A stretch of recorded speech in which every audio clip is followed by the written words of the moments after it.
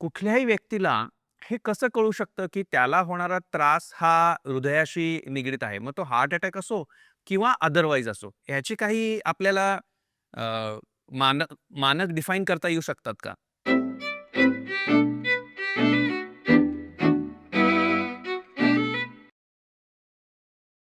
पहिली गोष्ट मी नेहमी सांगतो, की डाव्या बाजूला छातीमध्ये दुखलं तर कोणीही निग्लेक्ट करू नये कुठल्याही एजमध्ये.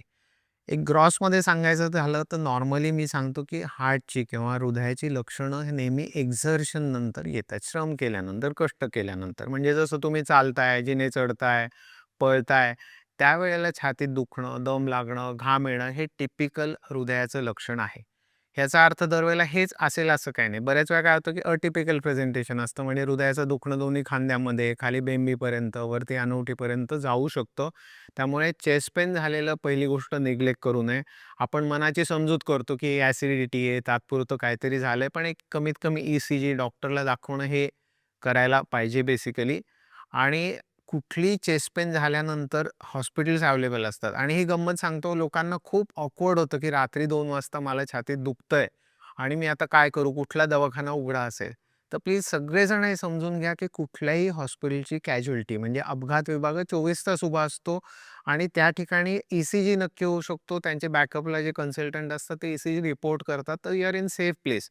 तर ही भीड न बाळगता आपण ई-सी-जी करणं आणि लक्षणांच्या बाबतीत सजग राहणं तेवढंच गरजेचं आहे. मला असं वाटतं, की थोडंसं ना बऱ्यापैकी जण ह्या गोष्टींना कॅज्युअली घेतात.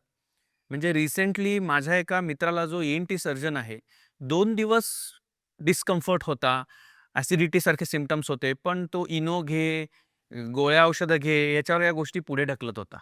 तर एक महत्त्वाचा मेसेज जर आज आपल्याला सगळ्यांना द्यायचा असेल, तर कुठलाही छातीतला डिस्कम्फर्ट तुम्हाला वाटला, तर ॲट एक ई-सी-जी करून तज्ञ डॉक्टरांना दाखवून घ्यायला पाहिजे. कारण हार्ट अटॅक ही गोष्ट लाईफ एंड डेथशी डायरेक्टली निगडीत आहे. आणि सांगून येत नाही. आणि सांगून येत नाही आणि वेळेवर निदान झाली तर पूर्ण रिव्हर्सिबल आहे. आपण डिस्कस करत होतो, की डोअर टू बलूनचा टाईम हा इतका कमी झालेला आहे आता, जे पुढे आपण डिस्कस करूच. त्यामुळे थोडं जरी आपल्याला डिस्कम्फर्ट वाटला, शंका वाटली, छातीत दुखल्यासारखं वाटलं किंवा असं काही वाटलं, की जे ॲबनॉर्मल आहे, दम लागल्यासारखं वाटलं, तर ई-सी-जी तर सहज आपण करू शकतो. पण मग हे सिम्प्टम्स यंग एजमधले, पुरुषांमधले, स्त्रियांमधले वेगवेगळे असू शकतात? हो, स्त्रियांमध्ये ना देवाने स्त्रियांना मासिक पाळी येणाऱ्या स्त्रियांना इस्ट्रोजन नावाचं वरदान दिलंय, की सहजासहजी त्यांना अटॅक येत नाही. तुम्ही बघितलं असेल, की साधारण 30शी-20शीतल्या स्त्रियांना हार्ट अटॅक येण्याचं प्रमाण खूप कमी आहे. पण ऑब्व्हियसली आजकाल लाईफस्टाईलमुळे ते पण बदलायला लागलंय. पण स्त्रियांमध्ये लक्षणं थोडीशी वेगळी असू शकतात. त्यामुळे टिपिकल आणि अटिपिकल हार्ट अटॅक म्हणजे ज्याच्यामध्ये लक्षणं टिपिकल हृदयाकडे बोट दाखवतात की नाही याच्यामध्ये बराचसा फरक असतो. स्त्रियांमध्ये ते थोडीशी वेगळी असू शकतात. पण यंग एजमध्ये येणारा अटॅक अचानक येणारा असतो आणि ओल्ड एजमध्ये तो थोडासा हळू लक्षणं देतो. काहीतरी देवघंटी वाजत असतो. आणि ह्याच्यामुळेच ना एक प्रिव्हेंटिव्ह हेल्थ चेकअप हा मोठा फॅक्टर आहे जो आपण विसरूनच जातो. म्हणजे आपण 40शीचे झालोय. आपण काहीतरी स्वतःची हेल्थ चेक करावी, की बाबा डायबिटीस आहे का? कोलेस्ट्रॉल कसं आहे? हृदयाचं फंक्शन कसं आहे? आणि रेग्युलरली हेल्थ चेकअप हा मोठा विषय आहे, की ज्याच्यामध्ये काहीतरी होण्याच्या अगोदर आपल्याला कळतं. हार्ट अटॅक आल्यानंतर काय झालेलं असतं, जीवाला रिस्क झालेली असते, हृदयाला डॅमेज झालेलं असतं आणि मग सगळी धावपळ होते. तर योग्य वेळेमध्ये प्रिव्हेंटिव्ह चेकअप केलेलं कधी पण चांगलं. खरं तर ह्या सगळ्या आपण ज्या ॲक्टिव्हिटीज करतो आहोत, त्यातला महत्त्वाचा उद्देश हाच आहे, की सामान्य माणसापर्यंत योग्य आणि शास्त्रीय माहिती जावी. जे आजकाल विविध माध्यमातून मेसेजेस फिरत असतात, की डॉक्टर उगीचच तपासण्या करतात, डॉक्टर उगीचच ट्रीटमेंट करतात. हे चुकीचं आहे. मी तुला एक अगदी साधा किस्सा सांगतो. माझा मित्र आहे, त्यांनी मला फोन केला, की "अरे, माझ्या आईला दम लागत होता, म्हणून मी तिला कार्डिओलॉजिस्टकडे घेऊन गेलो." तर त्यांनी डायरेक्ट अँजिओग्राफी सांगितली. मी म्हटलं, "अरे, वय किती आहे आईचं?" 80 वर्ष. म्हटलं, "आत्तापर्यंत कधी काही तपासण्या केल्या आहेत का?" "कधीच नाही." मग जर तिला 80व्या वर्षी दम लागत असेल, तर खूप शक्यता आहे, की तिला हार्टचा काहीतरी इश्यू असेल. अजून काय? तिला गेली 40 वर्ष डायबिटीज आहे. म्हणजे classically she is a very high risk candidate for suspecting something related to heart. त्यात काहीच गैर नाहीये. मग तरी त्याचा विश्वास नव्हता म्हणून तो तिला सोलापूरहून पुण्याला घेऊन आला. पुण्याला येऊन त्यांनी अँजिओग्राफी केली आणि अँजिओग्राफीला 3 ब्लॉक्स निघाले. परत त्याची मला तक्रार, "अरे, असं कसं 3 ब्लॉक निघाले?" म्हटलं, "अरे राजा, वयाच्या 80व्या वर्षापर्यंत तू तपासण्याच केल्या नाहीत. 1 ब्लॉक असताना तपासणी केली असती तर 1 ब्लॉक निघाला असता. 3 ब्लॉक असताना तपासणी केली तर 3च ब्लॉक निघणार." त्यामुळे मला असं वाटतं, की प्रिव्हेंटिव्ह हेल्थ हा खरंच खूप महत्त्वाचा आस्पेक्ट आहे आणि त्याच्यामुळे एस्पेशली हार्ट अटॅकसारख्या गोष्टी खूप लवकर पिकअप होत असतील. सो प्रिव्हेंटिव्ह हेल्थ नंतरही पेशंट आपल्याकडे पुढच्या तपासण्यांसाठी येत असतील. त्याचा काही अल्गोरिदम आहे, की ही टेस्ट पहिली करा, मग ह्यात काही पॉझिटिव्ह असलं तर पुढची टेस्ट करा. आजकाल तर लोकं सरळ जाऊन अँजिओग्राफीच करायची म्हणतात. बरोबर आहे. सी पहिली गोष्ट नेहमी क्लिनिकल एक्झामिनेशन हिस्ट्री टेकिंग म्हणजे पेशंटची लक्षणं काय आहेत, त्याचे रिस्क फॅक्टर काय आहेत, हे ॲनालिसिस करणं पहिली गोष्ट महत्त्वाची असते, की पॉइंट येतो, की बाबा आता 20 वर्षाचा मुलगा समजा त्याला नॉन स्पेसिफिक चेस्ट पेन आहे, त्याला तपासण्या सांगणं आणि एखाद्याला जेन्युइनली तपासण्या सांगणं ह्याच्यामध्ये फरक आहे. त्यामुळे नुसत्या तपासण्या ऑर्डर करणं किंवा करून घेणं हे खूपसं योग्य नाही आहे. म्हणजे पहिले क्लिनिकल एक्झामिनेशन, त्याची physical examination, history taking, risk factor हे पहिलं यायला पाहिजे. दुसरी तपासणी नॉर्मली इकोकार्डिओग्राफी किंवा त्याच्या आधी ई-सी-जी, सिंपल ई-सी-जी ज्याला फारसा खर्च येत नाही, त्याच्यातनं बरीच माहिती येते. आणि पुढची तपासणी ज्याला आपण 2D इको म्हणतो किंवा हार्टची सोनोग्राफी. हे आपण कॉमनली ऐकलं असेल. तर मी पेशंट्सला नेहमी सांगतो, की 2D इको नॉर्मली हृदयाची सोनोग्राफी आयुष्यात एकदा केलेली पुरे होते. म्हणजे हे बघ तुझं हृदयाचं स्ट्रक्चर जे जन्मजात आहे ते आत्ता आहे आणि ते तसंच राहणार आहे अनलेस काहीतरी इव्हेंट होतोय. त्यामुळे 2D इको स्ट्रक्चरली हार्ट एकदा बघून ठेवणं गरजेचं आहे. स्पेशली ॲथलीट लोक जे जिमला जॉइन करतात. म्हणजे आपल्यामध्ये विषय निघाला होता तसं स्ट्रक्चरल हार्ट डिसीज याच्यात हायपरट्रॉफिक कार्डिओपॅथी, डायलेटेड कार्डिओपॅथी, वॉलचे डिसीजेस हे असतात, की ज्याने हे सडन डेथ होऊ शकतात. त्यामुळे 2D इको आयुष्यातनं एकदा करायला पाहिजे, की स्ट्रक्चरली आपलं हृदय नीट आहे का? आणि मग ही परत-परत करायची गरज नाही. पण दुसरी पुढची जी तपासणी ज्याला आपण स्ट्रेस टेस्ट असं म्हणतो. म्हणजे तो पण आपण काय करतोय, की ई-सी-जी लावतो आणि पेशंटला चालवतोय. म्हणजे त्याला कष्ट करवतोय आणि त्यावेळेला ई-सी-जी चेंजेस येत आहेत का हे बघतोय. म्हणजे थोडक्यात हृदयाचा रक्तपुरवठा आपण इनडायरेक्टली जज करतोय. तर ही जी स्ट्रेस टेस्ट आहे ना, फ्रँकली वर्षातनं किंवा ॲट द मोस्ट 2 वर्षातनं एकदा प्रत्येकाने 40 नंतर केली पाहिजे. म्हणजे हृदयात जे ब्लॉकेज येण्याची शक्यता की येतंय हे या स्ट्रेस टेस्टमध्ये कळू शकतं. ही सगळ्या जनरल पब्लिकमध्ये ह्या 2 तपासण्या ॲक्चुअली पुरेशा होतात. म्हणजे उगीचच जाऊन अँजिओग्राफी करणं मी ॲडवाईस नाही करत. ह्या 2 तपासण्यांमध्ये काहीतरी निघालं, तरच आपण पुढच्या तपासण्या करतो. आजकाल सीटी करोनरी अँजिओग्राफी खूप फॅड आलंय, खूप ॲडव्हर्टाइज झाल्यात शहरांमध्ये. लोकांना वाटतं पटकन जावं, पण ह्याच्यामध्ये एक मोठा फरक आहे invasive versus non invasive test. म्हणजे बघा आपण 2D इको आणि स्ट्रेस टेस्ट करतो, आपण काही टोचत नाहीयेत, बरोबर? बाहेरून एक्झामिनेशन करतोय. पण सीटी अँजिओग्राफी, अँजिओग्राफी ह्याच्यामध्ये ॲक्चुअली आपण सुई टोचून कॉन्ट्रास्ट देतोय, म्हणजे रंग देतोय आणि मग ती तपासणी करतोय. मग ह्याच्यामध्ये ॲलर्जी येण्याची शक्यता, किडनीला प्रॉब्लेम होण्याची शक्यता. त्यामुळे कुठलीही टेस्ट तुम्हाला टोचून किंवा आतमध्ये शरीरात काही घालून करतात, ती शक्यतोवर गरज पडली तरच करावी.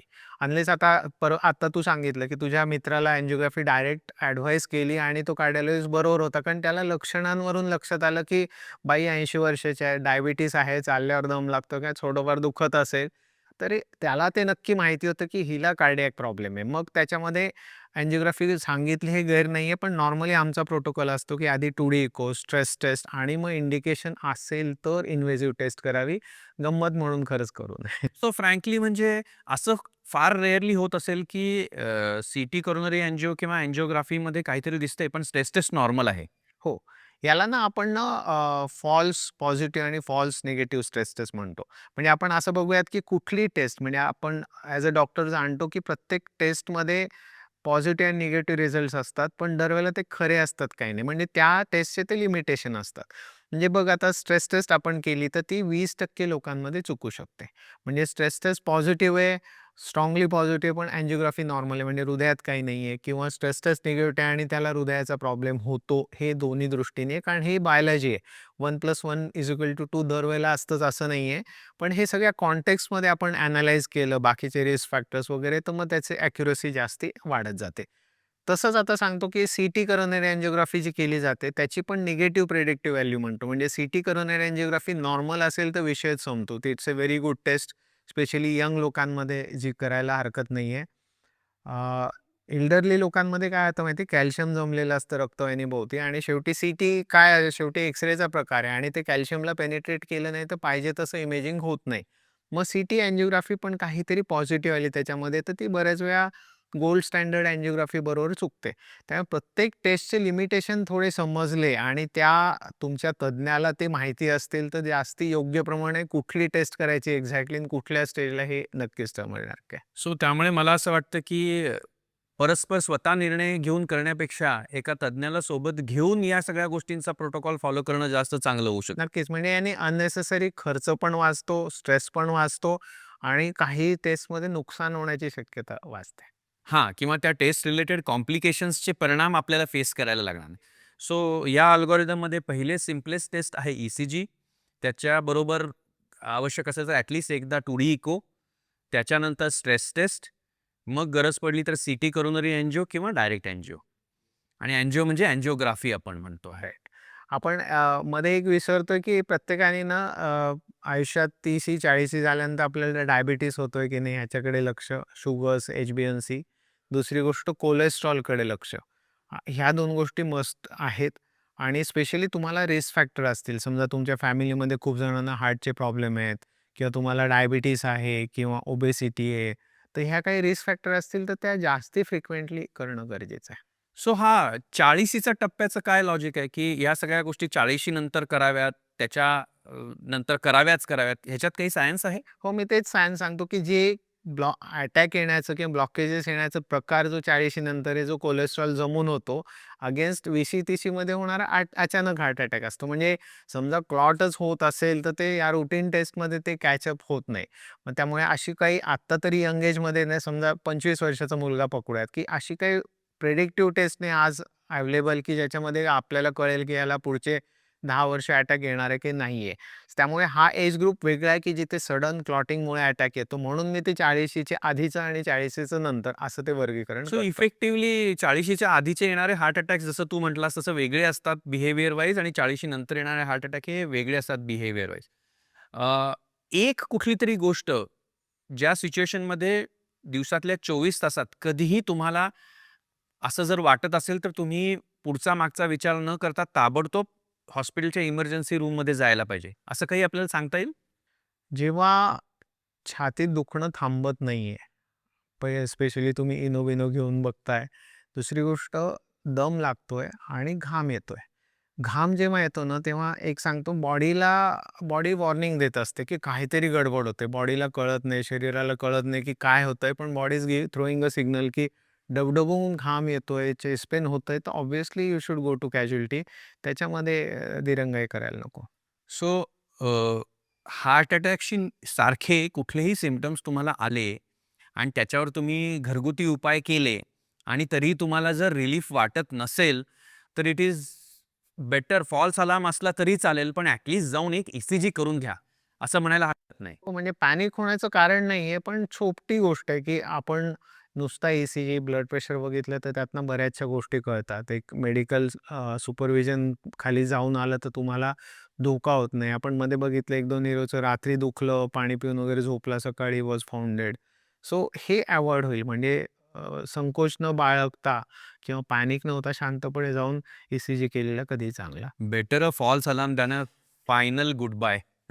कारण the line between life and death is so thin, की अशा वेळेला हाय इंडेक्स ऑफ सस्पिशन फार महत्त्वाची आहे, असं मला वाटतं.